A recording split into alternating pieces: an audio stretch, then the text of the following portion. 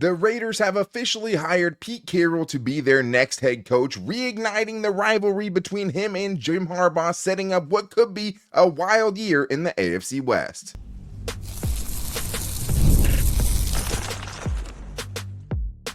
You are Locked On Chargers, your daily podcast on the Los Angeles Chargers. Part of the Locked On Podcast Network, your team every day. What is up, and welcome into the Locked On Chargers podcast. I'm your host, Daniel Wade, joined as always by my co-host, David Droegemeier, and we've been covering the Chargers now for 9 seasons together, but this is our 7th year as a host of the Locked On Chargers podcast, bringing you your team every day. Thank you to the everydayers out there for making us your first listen. To make sure that you never miss the show, go subscribe or follow for free on the Locked On Chargers YouTube channel and listen wherever you get your podcast from. David, what do we got today? Daniel, a rivalry that has spanned multiple decades has been renewed as Pete Carroll is now the head coach of the Raiders, and that is going to be appointment television for as long as those coaches are in the same division in the AFC West. And can the Chargers pick up a running back early in the draft, maybe even as early as the first or second round? And what is it going to look like as far as the Chargers addressing their center of the future? Yeah, I mean, we know that they need one. How they go about procuring it is yet to be seen. But today's episode is brought to you by FanDuel. Super Bowl 59 is here, and there's no better way to make every play more exciting than with FanDuel Sportsbook. New customers can bet just $5, and if you win, you'll score $200 in bonus bets. Download the app or head to FanDuel.com to get started. David, the Raiders basically struck out on all of their head coaching opportunities that they wanted, and they ended up with Pete Carroll, which is really funny for a lot of different reasons. But the biggest part of it is bringing back the rivalry between him and Jim Harbaugh, which is going to be fun, right? I don't know if it'll be a lot of fun for Raiders fans, especially early on, but I do think that the spotlight will be on those two coaches, and we'll talk about the history and the kind of hilarity between those two guys. But it is Buy or Sell Tuesday, getting into the biggest Chargers storylines and overreactions. And I think a big maybe overreaction, maybe not, would be this buy or sell we'll start with here today, David, which is just this. Buy or sell, the AFC West now has the best coaches in the NFL now that they've added Pete Carroll into a mix of already well kind of, known coaches, I should say. Yeah, I mean, looking at the AFC West now and looking at these records of these head coaches, I mean, it's hard not to buy it. I think you have to when you look at the success. I mean, just the unbelievable success that these 4 men have been able to accomplish throughout their career. Obviously, starting with Andy Reid, who has a 301 and 162-1 record with 3 Super Bowl rings, and of course, then you have Sean Payton, who has 179 and 114, and a 1 Super Bowl win as well. And of course, Pete Carroll, 170, 120-1, and a Super Bowl. That is 5 Super Bowls among those head coaches. And of course, with Jim Harbaugh, 55 and 25-1, who has still to this day one of the highest active winning percentages in NFL history currently right now. So yes, you look at these 4 head coaches, it is a murderer's row and a lot of success and a lot of hardware. Hopefully, Jim Harbaugh gets to add to his trophy case here soon. Yeah, I mean, now he's the only one in the division that doesn't have a Super Bowl ring, which has to eat at him. We have a voicemail about that, but I think it depends what you like. I mean, I would buy it just because of the accomplishments of what this crew has been able to do. I mean, we talked about it a little bit before the show, but right now, the AFC West has 3 Super Bowl coaches that have won a Super Bowl. The rest of the NFL has 3. That's it. Right. The only other division that has 2 is the AFC North with Mike Tomlin and John Harbaugh, who each have 1. Right now, the AFC West has 5 Super Bowl titles in 10 Super Bowl appearances, with Andy Reid going, obviously, to this one coming up. The rest of the NFL together has 3 total titles. So I think you could look at, up-and-coming coaches. The younger guys like the NFC North has Kevin O'Connell and Dan Campbell and Matt LaFleur.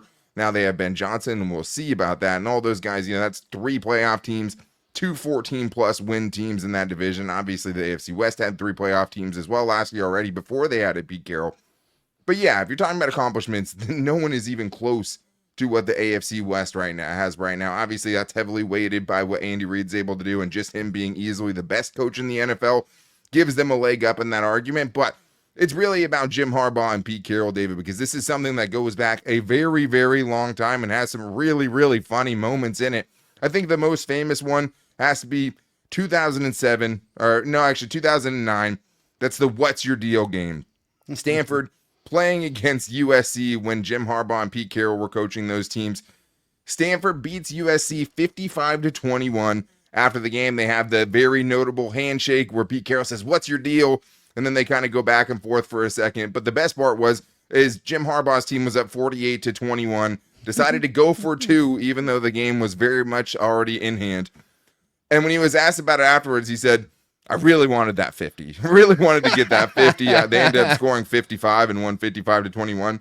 But when he was asked why he went for two going up against Pete Carroll, he said, "Because I couldn't go for three," which is just a legendary coach. You know, Jim Harbaugh doesn't have that much, fire about other coaches talking down to them now. I think I'd say the other most notable one, NFC Championship game, which Pete Carroll's team ended up winning with one of Jim Harbaugh's favorite Stanford players, which is Richard Sherman, who ended up getting the pass deflection with the Niners down by 6 points. They could have got the go-ahead touchdown. And then you have Richard Sherman after the game saying, "When you try me with a sorry-ass receiver like Crabtree, that's what you're going to get." So that is two of the most notable ones, David, but there's so many layers to this and so many funny moments. And I'm excited to see a little bit of that now that we're covering this team and these coaches. Yeah, I mean, I think just looking down the timeline, one of them that stuck out to me, which was absolutely hilarious, is that in 2006, Jim Harbaugh attempted to recruit Nate Carroll, who is Pete Carroll's son, to the University of San Diego.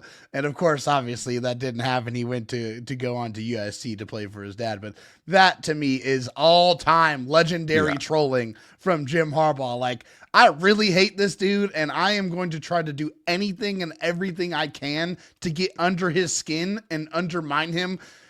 If he was able to pull that off, that would have been the most legendary troll job in the history of mankind.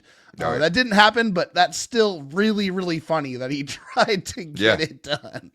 Yeah, I mean, I think we need more beef between coaches in the NFL, and things seem to be decently cordial when these two guys face off against each other, because it's like you said, it's gone decades. They both faced each other basically the entire time. Both of them were in college. Pete Carroll left college a year earlier than Jim Harbaugh did, but Jim Harbaugh's Stanford team in his first season coaching them took down the number 2 team in the country, USC, and beat them 24-23 at the end of the game, with wide receiver Richard Sherman converting a 4th and 20. So it's so intertwined. Jim Harbaugh's also talked about the Seahawks players all who got busted for cheating. Obviously, he had his own cheating scandal. Pete Carroll had the cheating scandal at USC with Reggie Bush. Like, it's so intertwined, and it's going to be hilarious to see how it unfolds. But we have a specific voicemail just about this I want to get Daniel, David, this is Matt calling from Southern Oregon, and I got a little bit of an unconventional buy or sell for you. And it's this. The Raiders hiring Pete Carroll is actually the best thing that could happen for the Chargers. I'm going to buy that just because Jim Harbaugh is the ultimate competitor. And he's now in a division where he is the only coach to have not won a Super Bowl.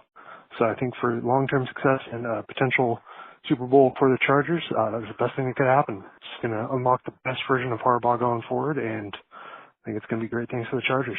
Anyways, listen. What do you think, David, there? Yeah, I'm easily buying that. I think Jim Harbaugh absolutely is a competitor, and he looks around the division, and now he sees multiple head coaches with Super Bowl rings, and he doesn't have it. And what was one of the first thing he said at the podium when he got hired as the Chargers head coach is, do I have what it takes? Am I man enough to be able to go out there and get a Lombardi trophy? Like, there's only so many sands left in the hourglass. I want another crack. I want another shot to add that trophy to the trophy case. And so adding another coach who has already done what he wants to do and one he obviously has history with, I think this definitely will bring out the best of Jim Harbaugh, and I can't wait to see it. Yeah, I mean, I'm going to sell it because, I'd much rather the Raiders go hire Josh McDaniels again for a second time or keep interim coach Antonio Pierce. Like, this is a good hire from the Raiders, and I would love to keep seeing them make bad hires. Again, they've also, tried to do this before and get a retread coach with success with John Gruden, and that obviously flamed out. So it doesn't necessarily mean that it's going to be the same. Pete Carroll, 5-4 against Jim Harbaugh at the NFL level. That fifth win being, the playoff win, which obviously is most important, has a 5-4 edge there, but it's going to take a while. Like, he's not going into a great situation with the Raiders. And also, it's also important to know, I think Dean Thanos was the one on Twitter that pointed this out, but both Sean Payton and Pete Carroll wanted the Chargers jobs before they ended up taking other jobs in the division. That's so true. Take that as you will. But if the Chargers do want to compete, one of the things that they're going to have to do is improve their running game. And after drafting some late running backs later on in the draft, maybe it's time for them to draft one much earlier, David. But the first or second round, we're going to talk about that and more in today's Locked On Chargers podcast. First, I need to tell you guys about FanDuel because Super Bowl 59 is here. One game, two teams, endless possibilities. And there's no better way to make every play more exciting than with FanDuel Sportsbook, because whether it's predicting the first touchdown, calling the MVP, or even betting on the coin toss, FanDuel makes it easy to get in on the action. And with live in-game betting all game long, you can adjust your bets as the game unfolds and feel the thrill from kickoff to the final whistle.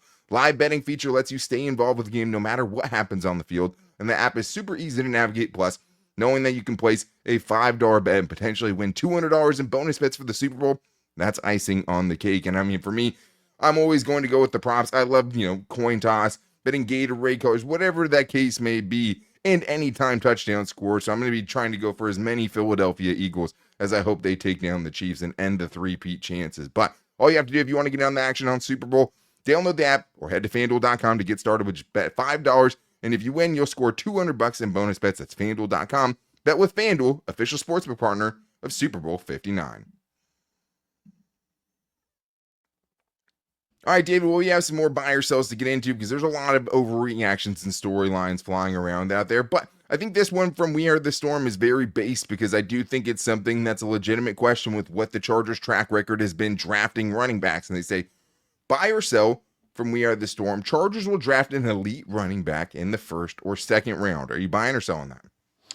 Yeah, I think I'm going to buy it. And the reason why I'm going to buy it is because I feel like the Gus Edwards experiment is done. I've said it before. I'm going to say it again. I think the Chargers are going to move on from him, which is going to open up an opportunity to add, hopefully, to a backfield that still has J.K. Dobbins in it, because I still feel like, he's still very young at 26 years old. And really, if he does have the health situation under control, has a lot of good football in front of him, as he's missed, 2 full seasons in his, first 4 or 5 years in the league. So I do feel like there's an opportunity there. And then you look at, the big board, there's 5 running backs that, are projected to go in, the first 2 rounds. Obviously, is Ashton Jeanty. That's probably a pipe dream. I don't think he's going to be able to get to 2022. No, I think he'll be gone. Omarion Hampton, who's 24, Cam Scatterbo, who's obviously a name that has been linked to the Chargers at 46, Dylan Sampson at 53, and Caleb Johnson at 54. This is Pro Football Focus's big board, by the way, just so I can put that out there. 5 running backs inside, those first 2 rounds. I feel like, the Chargers want to be a ground and pound team. They want to have that effective running game that they promised, or at least approached the question, what would it look like if Justin Herbert had a good running game? Well, we didn't really see it very much last year. There was a couple of games that looked nice, but not enough to say that you have a good running game. They definitely need to add some talent there. And for me, the draft is obviously the best place to do it. Yeah, I don't know. I think I'm selling first or second round. I think the one thing that's nice about this upcoming draft is it's supposed to be ridiculously deep at running back, so you would think that you could wait, but how long will you wait? How long can you wait? That's the big question, because there's also the Quinshon Judkins of the world as well, and the Travion Hendersons, both from Ohio State, both who could be day 2 picks as well, and they're not even in the top 5 from PFF, and both of those dudes would be huge improvements, especially compared to the guys the Chargers have taken. I think what Chargers fans are tired of is these late round draft flyers that don't work out, right? Yeah. And the Chargers have done it. Joshua Kelly, Larry Roundtree, Isaiah Spiller. Kamani Vidal, obviously the book is still out, but it hasn't worked, and he didn't obviously work, and there's nothing that you can look at Kamani Vidal and say, that is the guy, RB1 going into next year. The problem is the Chargers just have so many needs, man. To commit, to running back, who is a more, which is a boosted position for the Chargers specifically because of the offense they want to run, of course. But positional value-wise, there's many other positions that would be much higher on the list of things you should take early. That being said, It hasn't worked doing it the other way. So I don't know if signing J.K. Dobbins and taking a first or second round running back is what's in the cards for them right now, but I do think that there are a lot of good running backs that if they want to take one on day 2, I would definitely understand it because it has to get better than what we've seen from them, and this team needs the running back of the future with or without J.K. Dobbins, in my opinion. So let's get to this next one here because maybe there's another way the Chargers can get the run game going. This one here is from JT. This is JT from Des Moines, Iowa. Buy or sell that Justin Herbert will have 4 or more rushing touchdowns next year? So this is a great question because I think you could definitely see it happening. I would buy it even. I do think the Chargers want to lean into the athleticism of Justin Herbert. I think the hard thing is this year we never really got to see it and never had a chance to because of how banged up he is. But that also kind of gives you the age-old question, right? Is can you put him in more harm's way when you're talking about a guy that's had 3 impactful injuries over the last 3 seasons, whether it's the fractured rib cartilage, whether it's 2 broken fingers last season, or this year with spraining both of his ankles and coming off the plantar fascia injury that he had in the offseason. It's a fine line, right? It does feel like when you look at the last 4 quarterbacks in the playoffs, obviously there's only 2 left now, but when you're talking about the last 4, Patrick Mahomes, Josh Allen, Jaden Daniels, and Jalen Hurts, one thing those guys all have is they are legitimate rushing threats. Yeah. That makes a difference. If you're looking at how the Chargers can kind of raise their ceiling offensively outside of just bringing in more weapons and improving the offensive line, which both things have to happen, if Justin Herbert legitimately committed and they committed to making him a legitimate rushing threat, that changes everything, right? That gives you so much more to work with offensively, opens things up for your running backs and the rest of your running game as well. But how much are you willing to risk it? The one thing I would say, I don't think a single injury that's been super impactful has actually come from him scrambling, right? The fractured rib cartilage was him standing in the pocket. One of the broken fingers was him trying to chase down an interception and getting his hand caught up in a face mask. Last year, obviously, it was just from him taking huge hits. It wasn't from him actually scrambling. It was hits in the pocket that accumulated and ended up, having the injured ankle and him trying to buy time against the Carolina Panthers in that game.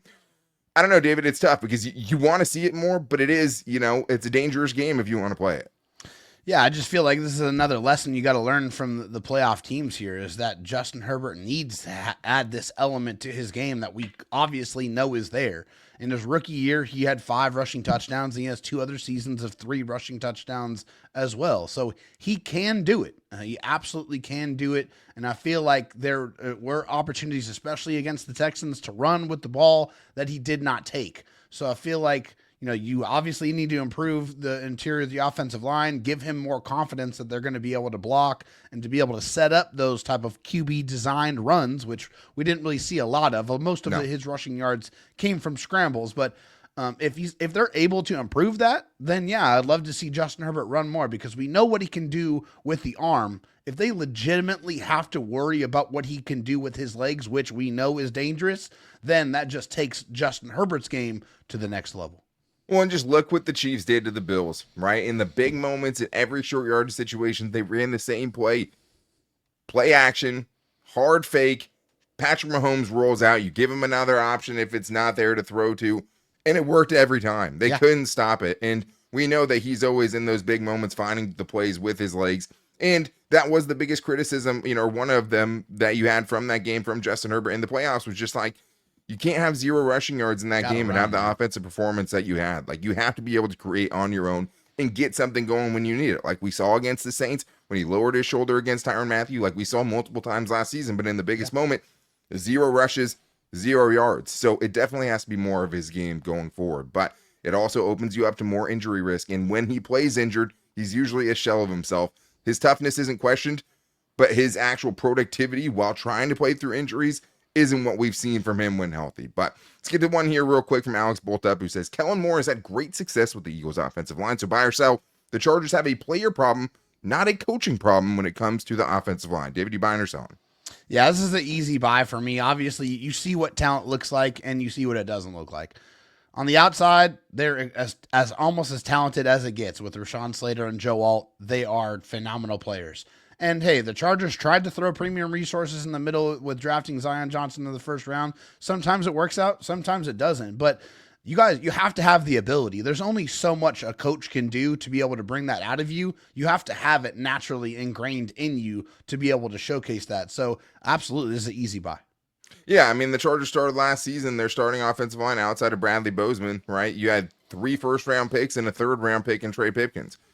That's, you're spending the resources. You just had to spend them better. I would sell that coaching isn't all the problem. Like, at some point, you need your coaching staff to develop these guys and make them improve. And I didn't think we saw enough of an improvement from what we had already seen from the Jamari Sawyers and the Trey Pipkins and the Zion Johnsons. We expected them to play a lot better because of Greg Roman and because of this coaching staff, and they didn't. So a lot of teams would look great offensively with that offensive line and Saquon Barkley and A.J. Brown and Devontae Smith and Dallas Goedert, and the list goes on and on. Yeah. They're loaded. Everyone can look good doing that. Kellen Moore's going to look great because of how loaded that offense is. I do think it's a little bit deeper than that. But I think part of the problem is the interior was just so bad that it was impossible to know how much better Greg Roman's offense can look if it was better. And now the question is, where do you find that center of the future? Because I think we'd all agree it's not Bradley Bozeman, even if they say they want to bring him back. Do you try to go for the best center in the draft? Do you go for a free agent? We're going to get into all the options and more on today's Locked On Chargers podcast. First, I need to tell you guys about LinkedIn Jobs, because as a small business owner, your work doesn't end when the clock hits 5 and your business is always on your mind, which means when it's time to hire, you need a partner that works just as hard as you do.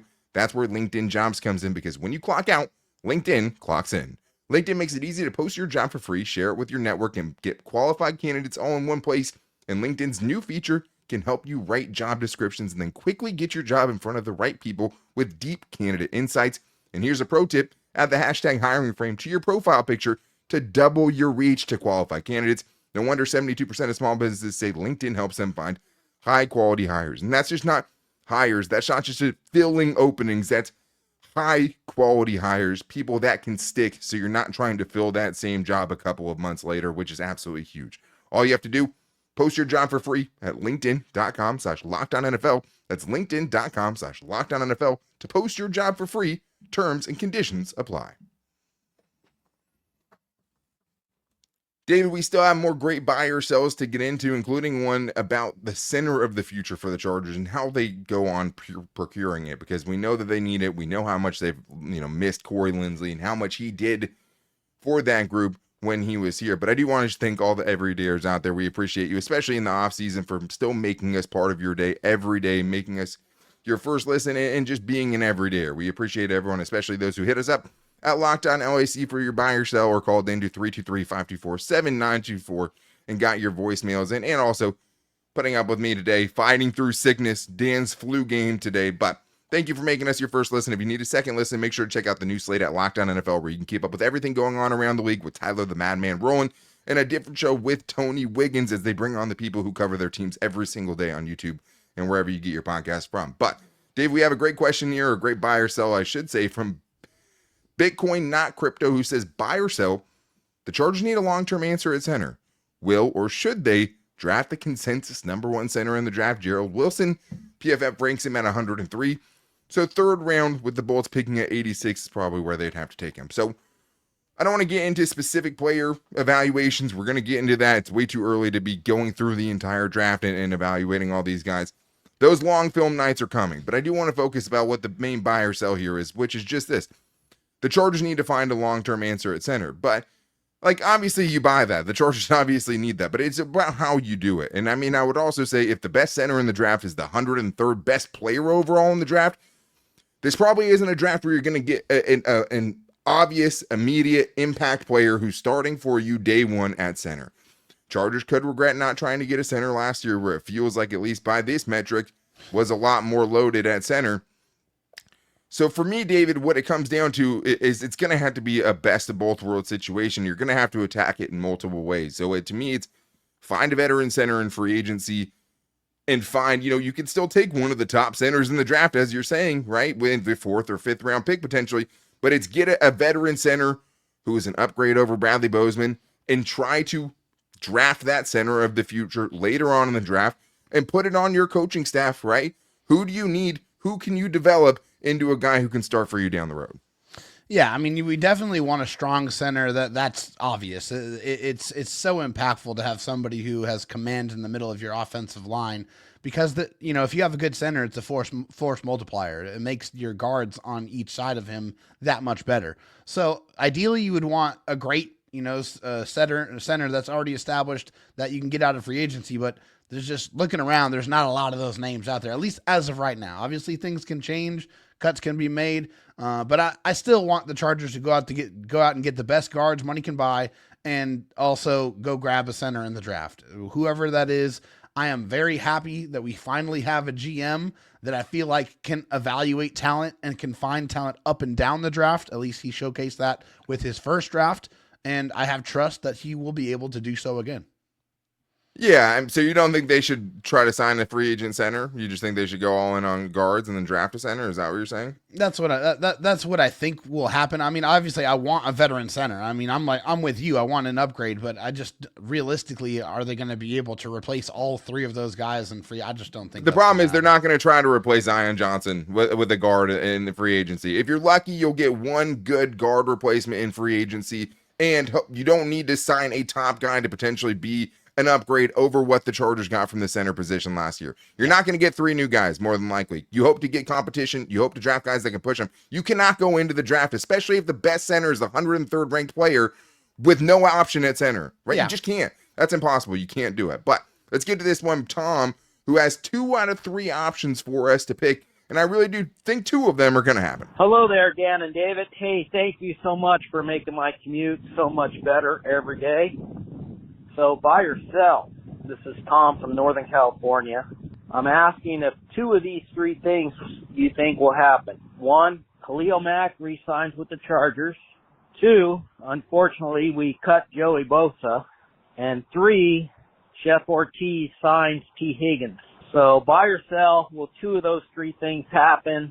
And if so, what 2 do you think are most likely? Again, you guys are awesome. Thank you so much. Have a great day. Bye-bye. I'm buying this in a big way. It's just not going to be the way that I think a lot of people will hope that it goes. I mean, there's a chance that all 3 of these things happen, but easily to me, the most obvious thing that could happen is Khalil Mack resigns, which if I had to put money on it, that meant something to me. If FanDuel had a huge, betting odds on that, and I had to bet my house on it, I would pick that Khalil Mack is going to come back. I think Joey Bosa is the most obvious one here. The T. Higgins part of it, though, we'll get more into T. Higgins later on in the offseason as free agency gets closer, maybe even sooner than that, but he has to make it to free agency first, and that's the hardest reason I have to not go with that right now. I'm with you. I think that's obviously the set of circumstances that I feel like are going to unfold, and it has the highest likelihood of happening. I think Khalil Mack wants to come back. I think the Chargers absolutely want him to come back. That's for sure. And so we'll have to see how they're able to make that happen. Moving on from Joey just makes too much sense from a fiscal standpoint. I mean, it's just money that they are going to put back in their salary cap. For T. Higgins, it's just nice to know now that if the Chargers want to go out and go big game hunting, they have the money to be able to do so. But there's just no guarantee that he's not going to get franchise tag. So we'll see if he actually hits the market. And as we get closer to that decision, then we can get a little bit more serious about that conversation. When I believe T. Higgins got franchised last year, so I think they would have to be giving him that bumped up second franchise tag, which costs a lot more. An ownership group that, like the Chargers were for a long time, not known for spending their money and keeping guys around. They have a Jamar Chase extension right around the corner and some other big money that they're going to spend. So it's not impossible, but the other part of it is he's so clearly the number 1 option in free agency. And then you have teams like the Patriots with more cap space than the Chargers, with a young quarterback who has absolutely no weapons, with maybe the team that had the worst offensive skill position groupings outside of the Chargers. Yeah. And then it's going to come into a bidding war, and I just don't think this regime is going to entertain trying to outspend everyone else for a wide receiver you could argue doesn't actually deserve $35 million. We'll get more into it later on. But we also maybe have the biggest overreaction of the show today from a Thier, who's known for being bold, and this might be the boldest take that he's ever had. Daniel, David, buy or sell Tuesday an overreaction. The Chargers will go unbeaten at home in 2025 season, led by Coach Harbaugh and Justin Herbert as the 2025 AFC juggernaut. Stay tuned for my bold predictions for the season in July. Love you. Man, no one brings a smile to my face like a Thier does. I mean, the tease for a season-long bold prediction that's not coming until July. Unbelievable. I need to take notes because that is just, I want to know. I want to know what it is, and I have to wait till July to find out. But David, it's a murderer's row the Chargers are going to get with their home opponents in 2025. Like I said, Athir is known for being bold. This might be his boldest take. Listen to who the Chargers have at home in 2025. Are you ready for it? Chiefs, Broncos, Raiders, we know. Eagles, Commanders, NFC Championship game teams. Texans, who just whomped you in the playoffs. The Steelers, who you lost to. The Vikings, who had 14 wins. And the Colts. What? What? Like, the buy or sell might be, can the Chargers go 500 at home with that record? And that might be a legitimate buy or sell. That is an insane slate. You have 1, 2, 3, 4, 5, 6, 7 out of your 9 games at home outside of the Colts and the Raiders are against playoff teams. That's crazy. I do love that there's a home field advantage at a couple of these games this year. We'll see if they can keep that momentum after going out on the season on a true whimper. I mean, they ended it as disastrously as they could. But I would be much more inclined to think that they're going to go undefeated on the road than they are at home, because that stretch is insane. I'll say this. If the Chargers go undefeated at home, they are winning the Super Bowl next season. Period. That's as bold as it's going to get, because that right there is an absolutely scary slate to have to contend with. And the Chargers need to get a lot better before now and then if they want to even come out of that unscathed. So that's where my bold take as an answer to yours, Athir. Yeah, I mean, if you'd said the road, right, I mean, you still get the Chiefs, you still get the Broncos, who are both playoff teams, even though you own the Broncos.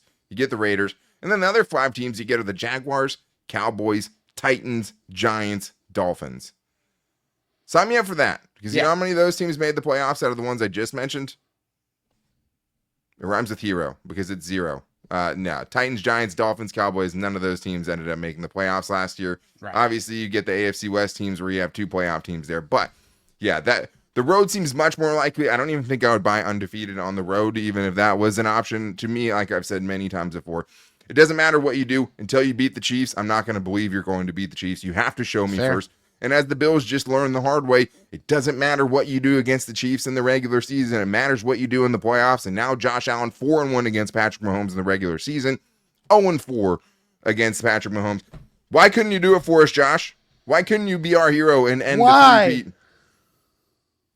It's very upsetting. Now it's up to Jalen Hurts and that loaded Philadelphia offense and defense, a very loaded Philadelphia team that I'm fingers crossed can pull it off. But all that's unimportant right now, because I do need to tell you guys to make sure you're back here tomorrow, because we have a very special guest, a recurring guest. Chargers star safety Tony Jefferson is coming on the show tomorrow. So excited to talk to him after what was a Cinderella season for him, coming out of retirement and playing the way that he did. So to make sure you don't miss it, go subscribe or follow for free on Locked On Chargers YouTube channel and listen wherever you get your podcast from, as well as finding the show, and we'll blast it everywhere on Twitter at Locked On OAC, on Instagram at Locked On Chargers, and our Locked On Chargers Facebook page as well. And you know me and David are going to be posting about it on our own Twitter accounts, for me at Dan Talk Sports and David Droegemeier at Dro Talk SC. The first player interview of the offseason. Make sure you guys are back for that tomorrow. But until then, take it easy and go Bolts.